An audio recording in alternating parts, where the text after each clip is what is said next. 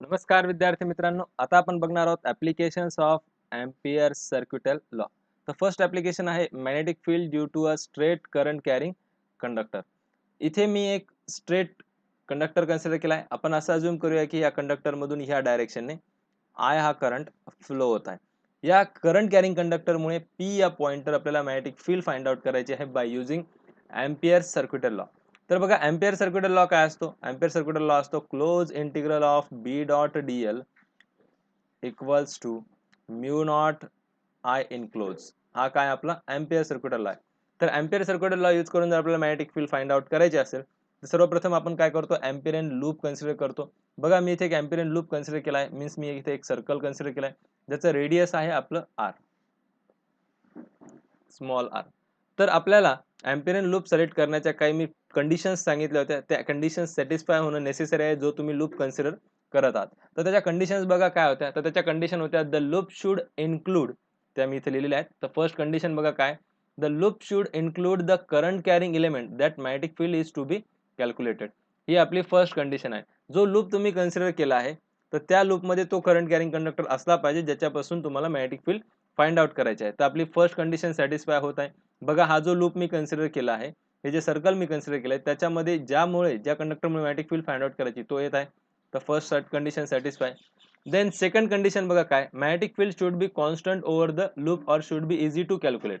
आता जो लूप तुम्ही कन्सिडर केलाय त्या लूपवर कोणत्याही पॉईंटवर मॅग्नेटिक फील्डची व्हॅल्यू सेमच आली पाहिजे, सेम असली पाहिजे किंवा ती अशी असली पाहिजे जी कॅल्क्युलेट करायला सोपं जाईल. तर आता मी जो लूप कन्सिडर केला आहे त्या लूपवर आपल्याला लक्षात येईल की मॅग्नेटिक फील्ड जी आहे ती प्रत्येक ठिकाणी काय येणार आहे? सेमच येणार आहे. बिकॉज या कंडक्टर पासून हे हे जे पी, हा जो पी पॉईंट कन्सिडर केला आहे, सपोज हा ए जो पॉईंट आहे हा सुद्धा सेम डिस्टन्सवर आहे, बी हा सुद्धा पॉईंट सेम डिस्टन्सवर आहे करंट करंट कॅरिंग कंडक्टरच्या. बिकॉज हे जे एम्पिरियन लूप मी कन्सिडर केलाय तो एक सर्कल आहे. ओके, तर magnetic field should be constant over the loop. हा सेकंड पॉईंट सुद्धा आपला सॅटिस्फाय होत आहे. तर थर्ड पॉईंट आहे the dot product of B dot D L should be easy to calculate. आता यांचं जे इंटिग्रेशन घेणं आहे, आता हे सोपं जायला पाहिजे तुम्हाला. हे सोपं का असलं पाहिजे? बिकॉज तुम्हाला एम्पियर सर्क्युटल लॉ मुळे मॅग्नेटिक फील्ड काढणं हे सोपं जायला पाहिजे. नाहीतर आपण बिओट साऊटला यूज करूनच मॅग्नेटिक फील्ड फाइंड आउट करूया. ओके, तर डॉट प्रोडक्ट जो घेणार आहोत आपण तो कसा असला पाहिजे? सोपा असला पाहिजे. बघा आता इथे डॉट प्रोडक्ट घेणं सोपं का असणार आहे? बिकॉज बी ही व्हॅल्यू आपली इथे कॉन्स्टंट आहे. सो ते आपण त्याला इंटिग्रेशनच्या बाहेर घेऊया. And close integral of Diehl, एखाद्या सर्क्युलर पाथचं क्लोज इंटिग्रल जे येणार आहे ते काय येणार आहे? 2 पाय येणार आहे. तर सो आपल्याला हे dot product B dot dl calculate करणं सोपं जात आहे. आता आपण मॅग्नेटिक फील्ड फाइंड आउट करूया by using this Amperian loop, Ampere circuital law ने. ओके, तर मी सर्वप्रथम याला इरेज करतो.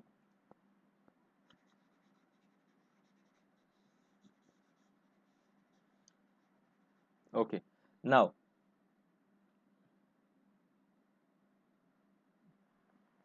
बघा आता इथे एम्पियर सर्क्युटल लॉ मी लिहिला आहे close integral of B dot Diehl equals to mu naught I enclose. I enclose म्हणजे यातून किती करंट फ्लो होतं? तर यातून करंट जो फ्लो होत आहे ते आय इनक्लोज ची व्हॅल्यू येणार आहे आय. बी जो आहे, आता इथे मॅग्नेटिक फील्डची जी डायरेक्शन आहे तुम्ही तो राईट हँड थंब रूल नी कॅल्क्युलेट करू शकता. आणि जो लूप जो मी कन्सिडर केला आहे तो बघा तुम्ही. तर आय इनक्लोज ची जी व्हॅल्यू आलेली आहे ती बरोबर थंबच्या डायरेक्शनने आय जो तुमचा आहे तो फ्लो होत आहे. जर तुम्ही राईट हँड थंब रूल लावला तर 4 फिंगर्स तुम्ही कर्ल केले in the direction of magnetic field आणि थंब जो आहे तो बरोबर वरती आहे. सो आय इनक्लोज जो आहे तुम्ही पॉझिटिव्ह घेणार, आय जो आहे तुम्ही पॉझिटिव्ह घेणार. आय इनक्लोज कसा फाइंड आउट करायचा हा मी प्रिव्हियस लेक्चर मध्ये तुम्हाला ऑलरेडी समजून सांगितलेला आहे. तर बी इथे कॉन्स्टंट आहे throughout loop, so B ला मी इथे बाहेर घेईल. And close integral of DL equals to mu naught into I. तर क्लोज इंटिग्रल ऑफ डीएल काय येणार आहे? So B into 2 pi R equals to mu naught I. So B equals to आपल्याला आन्सर येणार आहे mu naught I divided by 2 pi R. तर हे झालं आपला आन्सर. बघा सेम आन्सर आपल्याला बिओट साऊट लॉ यूज करून सुद्धा भेटत होतं आणि सेम आन्सर आपल्याला एम्पियर सर्क्युलर लॉ यूज करून सुद्धा भेटतं. But Ampere circular law use करून मॅग्नेटिक फील्ड फाइंड आउट करणं हे जास्त इझी जातं आपल्याला as compare to Biot Savart law. Because आपल्याला डीएल फाइंड आउट करावं लागतं. त्या प्रत्येक डीएल मुळे येणारी मॅग्नेटिक फील्ड फाइंड आउट करावं लागते, तिची डायरेक्शन फाइंड आउट करावं लागते. अँड देन इंटिग्रेट करावं लागतं. ओके, सो बिवर्ट सावर्ट लॉ पेक्षा एम्पियर सर्क्युलर लॉ यूज करून मॅग्नेटिक फील्ड फाइंड आउट करणं सोपं आहे, एक्सेप्ट दॅट काही कंडिशन्स असतात त्या सॅटिस्फाय होणं नेसेसरी आहे. आता आपण सेकंड ऍप्लिकेशन बघूया. तर बघा सेकंड ऍप्लिकेशन काय आहे, magnetic field in and out of current carrying conductor. तर त्यामध्ये काही पार्ट्स असतात. मॅग्नेटिक फील्ड फाइंड आउट करायचे आहे आपल्याला एखाद्या सिलेंड्रिकल किंवा एखाद्या कंडक्टरमुळे काही पॉईंट्सवर. तर त्यातला फर्स्ट पॉईंट सांगितलेला आहे मी, magnetic field at outside of the conductor. हा एक कंडक्टर आहे आणि ह्या कंडक्टरमध्ये एक गोष्ट तुम्ही लक्षात ठेवायची. आपण इथून पुढे ह्या कंडक्टर बरोबर सिलेक्ट करणार आहे. तर इथे जो करंट फ्लो होत आहे ह्या कंडक्टरमधून, तो कसा आहे, युनिफॉर्म डिस्ट्रीब्युशन आहे. कसा आहे, युनिफॉर्म डिस्ट्रीब्युशन. युनिफॉर्म डिस्ट्रीब्युशनचा अर्थ तुम्हाला नेक्स्ट स्लाइडमध्ये, नेक्स्ट लेक्चरमध्ये जसं लेक्चर पुढे जाईल तसं तसं समजेल. तर या कंडक्टरमुळे, या करंट कॅरिंग कंडक्टरमुळे आपल्याला काय करायचंय, पी या पॉइंटवर आपल्याला मॅग्नेटिक फील्ड फाइंड आउट करायचे आहे. तर एखाद्या कंडक्टरमुळे, एखाद्या करंट कॅरिंग कंडक्टरमुळे मॅग्नेटिक फील्ड फाइंड आउट करायचे आपल्याला एम्पियर सर्क्युलर लॉ यूज करून. तर आपण सर्वप्रथम काय करणार, एम्पिरियन लूप कन्सिडर करणार आणि तो लूप असा कन्सिडर करायचा की ज्याच्यावर तो, ज्या पॉइंटवर मॅग्नेटिक फील्ड विचारली तो आला पाहिजे. मग मी इथे एक एम्पिरियन लूप कन्सिडर केला. ओके, एम्पिरियन लूप करायच्या काही कंडिशन्स असतात, त्या कंडिशन सर्व सॅटिस्फाय झाल्या पाहिजे. बघा इथे त्या सर्व कंडिशन सॅटिस्फाय होत आहेत का नाही होते, यस होत आहेत. पहिली कंडिशन, ज्याच्यापासून मॅग्नेटिक फील्ड फाइंड आउट करायची तो लूपच्या आतमध्ये आला पाहिजे, आला आहे. सेकंड कंडिशन मी तुम्हाला सांगितली की बी थ्रू आउट लूप कसं असलं पाहिजे, कॉन्स्टंट असलं पाहिजे, या सोपं असलं पाहिजे सॉल्व्ह करण्यासाठी. तर इथे पी पॉईंट घेतला काय, इथे पी पॉईंट घेतला काय, इथे कुठेही पी पॉईंट तुम्ही कन्सिडर केला काय, तो काय येणार, बी ची व्हॅल्यू कॉन्स्टंटच असणार आहे. सो बी कॉन्स्टंट असल्यामुळे बी डॉट डीएल इंटिग्रेशन घेणं तुम्हाला सोपं जाणार आहे. तर इथे हा जो मी एम्पिरियन लूप कन्सिडर केलाय त्याचं कंडक्टर पासून रेडियस जे आहे त्याला मी आर म्हणणार आहे. अँड देन अगेन आपण एम्पियर सर्क्युलर लॉ यूज करणार आहे, B dot Diehl equals to mu naught I enclose. हा आपला एम्पियर सर्क्युलर लॉ आहे. आणि एम्पिरियन लूपची जी डायरेक्शन मी कन्सिडर केली आहे ती ही आहे, ज्या डायरेक्शनने आपण ही जी पाथची डायरेक्शन आहे ही आपण आपल्या हिशोबाने कन्सिडर करू शकतो. ओके, तर पॅथची डायरेक्शन मी अशी कन्सिडर केली आहे. तर आय इनक्लोज, आता बघा इथे काय येणार आहे, B close integral B dot Diehl equals to mu naught I enclose. आता आय इनक्लोजची व्हॅल्यू काय असणार आहे, आय इनक्लोजची व्हॅल्यू ह्या जर करंटला मी आय म्हणलं असेल तर बघा करंटची direction, right hand thumb rule use करा, 4 फिंगर्सला कर्ल करा पाथच्या डायरेक्शनने, थंब तुमचा स्ट्रेच करा, थंब स्ट्रेच केला, सरळ केला की तुम्हाला लक्षात येईल की थंबची डायरेक्शन आणि करंटची डायरेक्शन सेम येत आहे. तर आय इनक्लोजची जी व्हॅल्यू येईल तुमची ती पॉझिटिव्ह असणार. सो तुम्ही इथे लिहिणार आय, हा जो करंट आहे हा तुमच्या कंडक्टर मधून फ्लो होत आहे. Then B close integral dot closed integral of dl, so mu naught I. So B ची व्हॅल्यू काय आली तुमची, क्लोज इंटिग्रलची व्हॅल्यू काय येणार, बी into 2 pi R mu naught I. So B value आली आहे आपली, B equals to mu naught I divided by 2 pi R.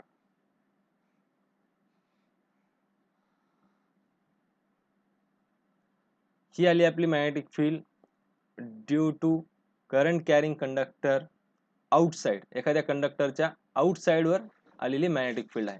Okay, now second application, हा पॉइंट आपण पुढे पण घेणार आहोत. सेकंड ऍप्लिकेशनचा सेकंड पॉइंट बघूया, magnetic field at surface of the current carrying conductor. आता इथे मॅग्नेटिक फील्ड आपल्याला आउटसाइड नाही करायची, एकदम सरफेसवर फाइंड आउट करायची. तर हे जे डिस्टन्स आहे, हे डिस्टन्सला मी आर म्हणलेलं आहे, रेडियस, या कंडक्टरचं रेडियस आहे. ओके, आणि आपल्याला मॅग्नेटिक फील्ड फाइंड आउट करायची by using Ampere circular law. तर एम्पियर सर्क्युलर लॉ काय, close integral of B dot Diehl equals to mu naught I enclose. आता इथे आपण काय करणार आहे, इथे पण आता हा आता ऑलरेडीच एक सिलेंड्रिकल पाथ आहे, एक सर्क्युलर पाथ आहे इथे बघा तुम्ही. आणि इथे जर तुम्ही एक एम्पिरियन लूप कन्सिडर केला तर सेम कंडिशन होणार आहे, सेम तुम्ही एक सर्क्युलर लूप कन्सिडर करा. तर देन अगेन तुम्ही इथे बी तर प्रत्येक ठिकाणी कॉन्स्टंट असणार आहे, close integral of Diehl mu naught I इनक्लोजची व्हॅल्यू आय येणार आहे, कारण की तुम्ही जे डायरेक्शन घेणार आहे पाथची ती बरोबर अँटी क्लॉकवाईजच घेणार आहेत. सो इथे B equals to B into 2 pi R mu naught I. So B ची व्हॅल्यू आपल्याला आलेली आहे mu naught I divided by 2 pi R. So सरफेसवर मॅग्नेटिक फील्डची व्हॅल्यू येणार आहे B equals to mu naught I divided by 2 pi R. आपण इथे असा लूप कन्सिडर करणार आहोत. ओके, बरोबर सरफेसवरच. आणि सरफेस आपला कंडक्टर जो आहे तो आपला ऑलरेडी सिलेंड्रिकल आहे, म्हणजे इथे वरती सर्कल तयार होणारच आहे. आलं लक्षात आपण कसं केलंय, कशा प्रकारे आपण याला सॉल्व्ह केलंय. नाव नेक्स्ट बघूया आपण magnetic field at inside of the current carrying conductor. Actually हा पॉईंट सर्वात जास्त महत्त्वाचा आहे. प्रिव्हियस जे पॉईंट्स होते ते तुम्हाला लगेच लक्षात येण्यासारखे होते, बट हा पॉईंट तुम्हाला सर्वात जास्त महत्त्वाचा आहे. तर आपल्याला काय करायचं, ह्या करंट कॅरिंग कंडक्टरमुळे ह्या P pointer magnetic field find out करायची. लक्षात येते तुम्हाला काय मी सांगितले, की या करंट कॅरिंग कंडक्टरमुळे इनसाइड कंडक्टरच्या इनसाइड पी पॉइंटर आपल्याला मॅग्नेटिक फील्ड फाइंड आउट करायची by using Ampere circuital law. तर बघा एम्पियर सर्क्युटल लॉ काय असतो, close integral B dot Diehl equals to mu naught times I enclose. आता इथे जो पाथ कन्सिडर केला आहे त्या पाथची डायरेक्शन मी ही अशी कन्सिडर केली आहे. तर तुमचा हा जो आय इनक्लोज असणार तो काय असणार, पॉझिटिव्ह येणार. आता यामध्ये एक कन्सेप्ट आहे, ही कन्सेप्ट काय, की हा जो तुम्ही लूप कन्सिडर केलाय, आता या कंडक्टर मधून कंप्लीट करंट फ्लो होत आहे, पूर्ण कंडक्टर मधून कंप्लीट करंट फ्लो होत आहे. आणि आपण जो लूप कन्सिडर केलाय हा कंडक्टरच्या आतमध्ये आहे, मीन्स ह्या बाहेरून सुद्धा काही करंट फ्लो होत असणार आहे आणि काही करंट हा आतमधून सुद्धा फ्लो होत असणार ह्या लूपच्या, बरोबर. तर करंट जो आहे हा पूर्ण ह्या कंडक्टर मधून फ्लो होत आहे. करंट जो आहे तो ह्या पूर्ण कंडक्टर मधून फ्लो होत आहे आणि करंट जो आहे तो ह्या लूप मधून सुद्धा फ्लो होत आहे. मीन्स काही करंट हा बाहेरून फ्लो होत आहे आणि काही करंट हा आतून फ्लो होत आहे. तर आय इनक्लोज ज्यावेळेस आपल्याला फाइंड आउट करायचं असतं, आय इनक्लोज ज्यावेळेस आपल्याला फाइंड आउट करायचं त्यावेळेस आपल्याला कोणता करंट फाइंड आउट करावा लागतो, कोणता करंट घ्यावा लागतो, तो लूपच्या आतमध्ये आहे तो. लूपच्या बाहेर असणारा करंट आपण कन्सिडर नाही करत. ओके, हे मी तुम्हाला त्यावेळेसच समजून सांगितलेलं आहे एम्पियर सर्क्युटल लॉच्या वेळेस. ओके, नाव आता आय इनक्लोज ह्या सिच्युएशनला कसं फाइंड आउट करायचं त्याच्यासाठी मी तुम्हाला एक बेस्ट सिंपल एक्झाम्पल सांगतो आणि त्यावरून तुम्हाला लक्षात येईल की आय इनक्लोज आपण कशा प्रकारे इथे सुद्धा फाइंड आउट करणार. तर सपोज इथे मी एक फार्म कन्सिडर केलंय. ओके, हे एक शेत कन्सिडर केलंय असं समजा 10 एकरचं. किती म्हणजे हा जो एरिया आहे शेताचा हा 10 मीटर स्क्वेअर आहे असं समजा, किंवा 10 मीटर स्क्वेअर हा एरिया आहे. आणि ह्या 10 मीटर स्क्वेअर एरियावर अझम्पशन चाललंय सगळ्या गोष्टी. तर या 10 मीटर स्क्वेअर एरिया आहे आणि या 10 मीटर स्क्वेअर मध्ये याच्यामध्ये तुम्ही झाड लावले आहेत, त्याच्यामध्ये टोटल तुम्ही 50 झाड लावले आहे. तर एका एरियामध्ये एक युनिट एरियामध्ये 1 मीटर स्क्वेअर मध्ये किती झाड येईल, 1 मीटर स्क्वेअर मध्ये तुमचे किती झाड येतील, तर तुम्ही कसं फाइंड आउट करणार, 50 डिवायडेड बाय 10 इक्वल्स टू 5. म्हणजे एका मीटर स्क्वेअर एरियामध्ये किती तुमची झाड येणार आहेत, 5 झाड, म्हणजे 5 झाड तुमचे एका मीटर स्क्वेअर मध्ये येणार आहेत. आता हे तुम्ही कॅल्क्युलेट करू शकतात, तेव्हाच ज्यावेळेस तुम्ही जे झाड लावलेत ते कसे आहेत, युनिफॉर्म डिस्ट्रीब्युशन आहे. युनिफॉर्म डिस्ट्रीब्युशन मीन्स व्हॉट, इथे एक इथे एक इथे एक अशा प्रकारे तुम्ही युनिफॉर्म डिस्ट्रीब्युशन आहे. समजा जर असं असतं की इथेच खूप मोठे झाडं लावले आणि इकडे इकडे एखाद दोन लावले, तर तुम्ही हे 1 मीटर आन्सर देऊ शकता का, सांगा मला. लक्षात येतंय मी तुम्हाला काय सांगतोय, अजून एकदा मी परत तुम्हाला समजून सांगतो. बघा, हे युनिफॉर्म डिस्ट्रीब्युशन ही कन्सेप्ट जर तुम्हाला कळाली आणि हे कशा प्रकारे कॅल्क्युलेट केलं जातं हे जर कळालं, तर तुम्हाला हा पॉइंट लगेच लक्षात येऊन जाईल. यस. तर इथे मी काय केलंय, मी इथे एक एरिया कन्सिडर केलाय खूप मोठा. असं समजा की हा 10 मीटर स्क्वेअर एरिया आहे आणि ह्या एरियामध्ये मी 50 झाडं लावलेली आहेत. ओके, 50 झाडं लावली आहेत. तर तुम्हाला मी विचारलं की एका मीटर स्क्वेअर मध्ये किती झाड येतील, तर ते येतील 50 डिवायडेड बाय 10 म्हणजे 5. ओके, पण हे जे 5 आन्सर काढले, हे जे तुम्ही कॅल्क्युलेट करू शकला, हे तेव्हाच कॅल्क्युलेट करू शकला ज्यावेळेस तुमचं युनिफॉर्म डिस्ट्रीब्युशन होतं. युनिफॉर्म डिस्ट्रीब्युशन म्हणजे इथे बरोबर 1, इथे बरोबर 1, इथे बरोबर 1, बरोबर तुम्ही झाडं लावलेत. ओके. आता हे युनिफॉर्म डिस्ट्रिब्युशन हे जरी दिसत नसलं तरी म्हणजे बरोबर एका एकरमध्ये 5 अशा हिशोबाने लावलेले आहेत. आता सपोज असं न लावता जर तुम्ही जे झाडं लावलेली आहेत, जी म्हणजे युनिफॉर्म डिस्ट्रिब्युशन न करता जर तुम्ही जे झाडं लावलेली आहेत, ती जर सपोज अशी असली असती, की इथे एक, इथे एक आणि इथे खूप मोठी लावली. ह्या एरियात खूप मोठी लावली. ह्या एक 1 मीटर स्क्वेअर एरियामध्ये खूप मोठी झाडं लावली. आता तुम्ही हा फॉर्म्युला लावू शकता का सांगा बरं? 50/10 5.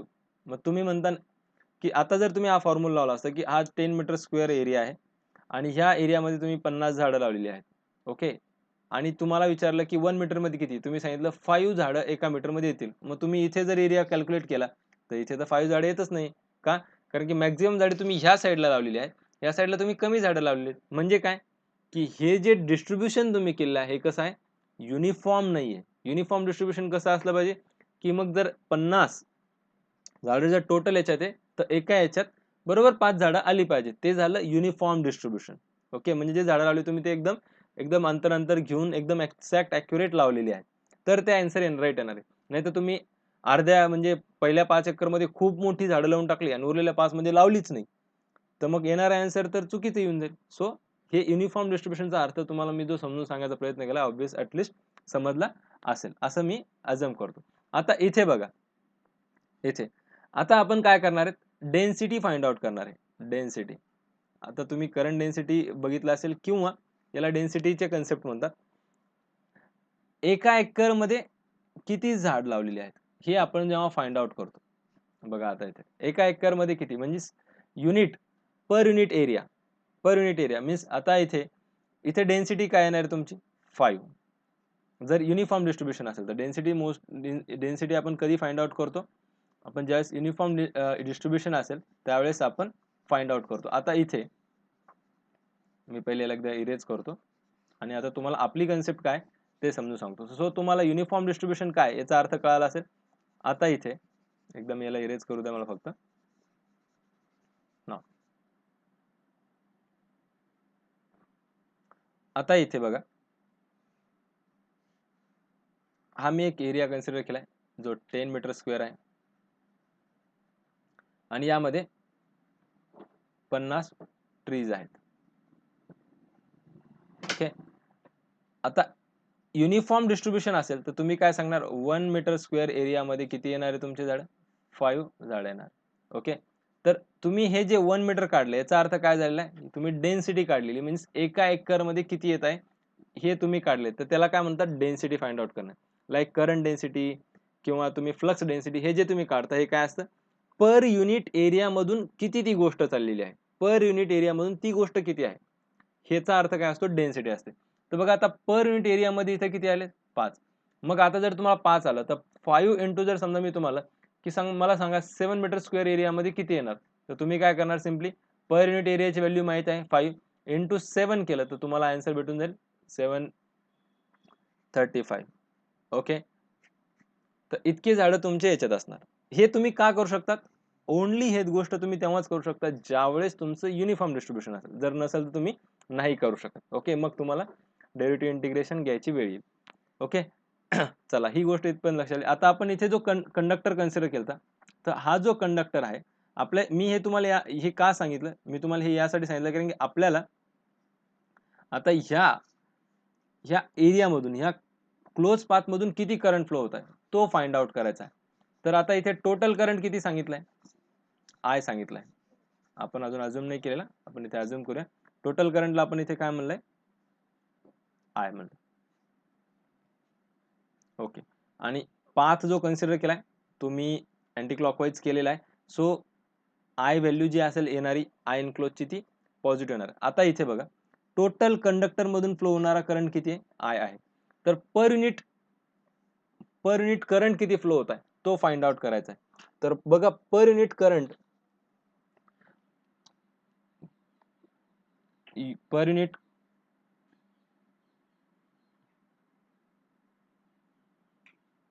करंट म्हणजे ह्या पूर्ण कंडक्टरमधून ह्या पूर्ण कंडक्टरमधून आय हा करंट फ्लो होत आहे पूर्ण कंडक्टरमधून, आणि आपल्याला एका युनिटवर किती करंट फ्लो होत आहे तो फाइंड आउट करायचा. तर आपण काय करणार, total current divided by total area. आपण कसं केलं होतं एका युनिटवर काढण्यासाठी 5 मीन्स 50 झाडे डिवायडेड बाय टोटल एरिया. तर एरिया किती होता आपला 10 होता. सो इथे सुद्धा सेम तसंच करणार आपण, total current divided by total area. तर इथे एरिया काय येणार आहे पाय आर स्क्वेअर. इथे जी रेडियस आहे या कंडक्टरची याला मी आर म्हणतो. ओके, तर हा झाला आपला काय पर युनिट करंट, मीन्स आपला एका एकर मध्ये किती येत होतं किंवा 1 मीटर स्क्वेअर मध्ये किती झाडं येत होती ते होतं. ही झाली त्याची व्हॅल्यू. नाव आता आपल्याला काय करायचंय की ह्या कंडक्टर ह्या लूप मधून किती जात आहे. तर एका एकर साठी जर आपल्याला व्हॅल्यू भेटली असेल तर याचा जेवढा एरिया आहे त्यांनी तेवढ्याने मल्टिप्लाय करा. तुम्हाला यामधून करंट किती फ्लो होत आहे ते फाइंड आउट होऊन जाईल. यस, लक्षात येते तुम्हाला.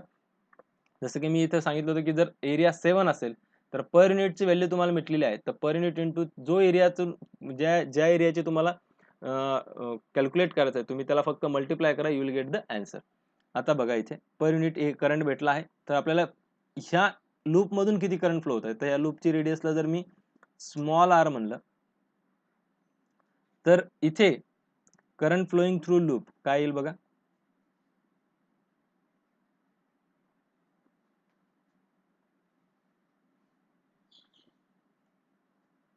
Current flowing through loop I into pi r square into pi r square. हा एका एकर मधून जाणारा किंवा एका युनिट एरियातून जाणारा करंट इनटू यामधून जाणारा करंट, ह्या एरियामधून जाणारा करंट. आपल्याला बरोबर ह्या क्लोज सर्कल मधून ह्या करंट याच्यातून जाणारा करंटची व्हॅल्यू भेटून जाईल. ओके, नाव आता आपल्याला आय इनक्लोज ची व्हॅल्यू आलेली आहे. देन जस्ट आपल्याला इंटिग्रेट करायचे. तर बी तर थ्रू आउट लूप कॉन्स्टंट असणार आहे कारण की आपण सिमेट्रिकल पाथ कन्सिडर केला आहे. डीएल ची व्हॅल्यू 2 पाय आर येणार आहे. सो आपल्याला आन्सर भेटेल B close integral of Diehl mu naught आणि आय इनक्लोज ची व्हॅल्यू बघा काय आलेली, I pi R square divided by pi R square. So close integral ची व्हॅल्यू बघा बी इंटू इथे 2 पाय आर मीन्स हे स्मॉल आर असणार आहे. So B into 2 pi R equals to mu naught into I into pi, I हा capital आहे इथे, pi R square, इथेही आय तुमचा कॅपिटल आहे, इथेही आय तुमचा कॅपिटल आहे, sorry pi R square divided by pi R, आणि इथे आर जो येणार आहे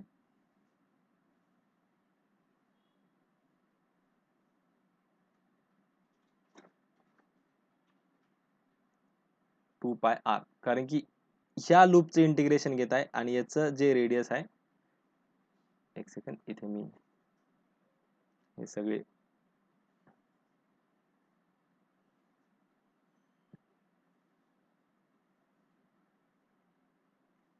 ओके, आता लक्षात येते, आता दिसतंय क्लिअर. यस, सो पाय इथे कॅन्सल आर स्क्वेअर इथे आर कॅन्सल. नाव आपल्याला बघा आन्सर काय येणार आता सर्व सॉल्व्ह केल्यानंतर, B equals to mu naught I into R divided by 2 pi इथे चाललेले, so 2 pi into R square. हे झालं आपलं आन्सर,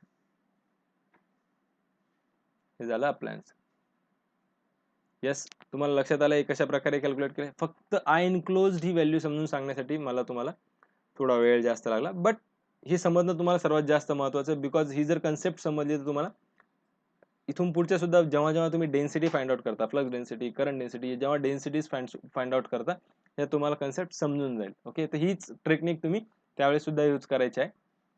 नाव आपण आता लास्ट याची समरी बघणार आहोत. की magnetic field in and out of current carrying conductor हे जे आपण बघितलं होतं. तर मॅग्नेटिक फील्ड ज्यावेळेस आपण आउटसाईडला कॅल्क्युलेट केली तर ती आली होती B equals to mu naught I divided by 2 pi R. ही कुठे आली आपली मॅग्नेटिक फील्ड? आउटसाईडला आली. देन ॲट सरफेसवर किती आली? B equals to mu naught I divided by 2 pi R. ही कुठे आली? सरफेसवर. Then B equals to inside किती आली? B equals to mu naught I into R divided by 2 pi R square. ही कुठे आलेली? इनसाइड.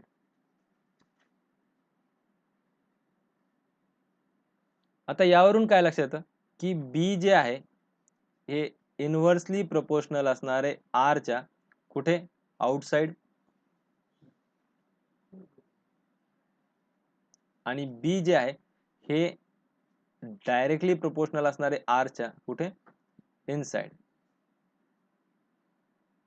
जर याचा आपण ग्राफ फाइंड आउट केला, जर ह्या जे आपण फाइंड आउट केले यांचा जर ग्राफ फाइंड आउट केला आपण बी आणि आर सोबत, तर बघा इथे बी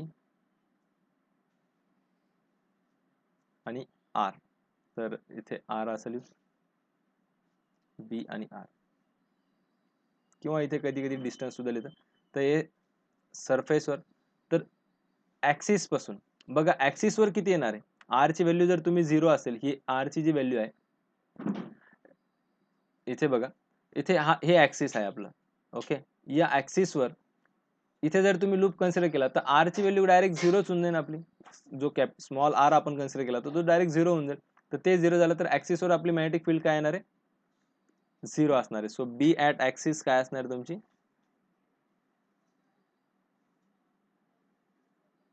0 असणार आहे. सो जसं जसं तुमचं डिस्टन्स वाढत जाईल, जसं जसं तुम्ही आता हे इनसाइड, ही साइड काय झाली तुमची? इथे इनसाइड ऑफ कंडक्टर, आणि हे काय झालं तुमचं? आउटसाइड.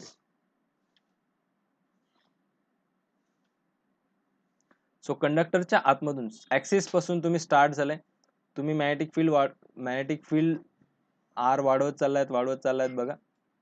आर वाढवत चाललायत तुमची मॅग्नेटिक फील्ड वाढत जाणार. आर पर्यंत तुमची मॅग्नेटिक फील्ड, कंडक्टरच्या सरफेस पर्यंत मॅग्नेटिक फील्ड आतमधून ऍक्सिस पासून सरफेस पर्यंत येत आहात तुम्ही. हा कंडक्टर आहे आपला. ओके, आणि हा कंडक्टरचा ऍक्सिस आहे.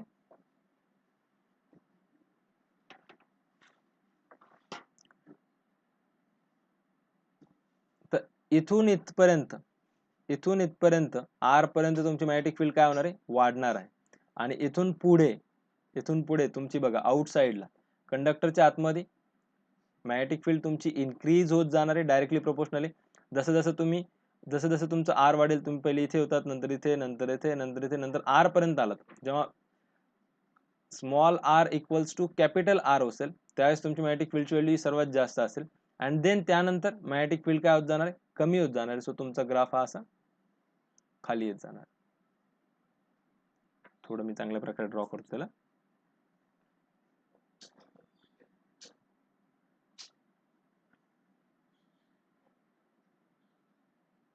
ओके, तर इथे येईल B is directly proportional to R, आणि इथे येईल B is inversely proportional to the R. I hope so तुम्हाला हे लेक्चर आवडलं असेल. जर तुम्हाला लेक्चर आवडलं असेल, लाईक करा, सबस्क्राईब करा, आणि जास्तीत जास्त मुलांपर्यंत याला शेअर करा.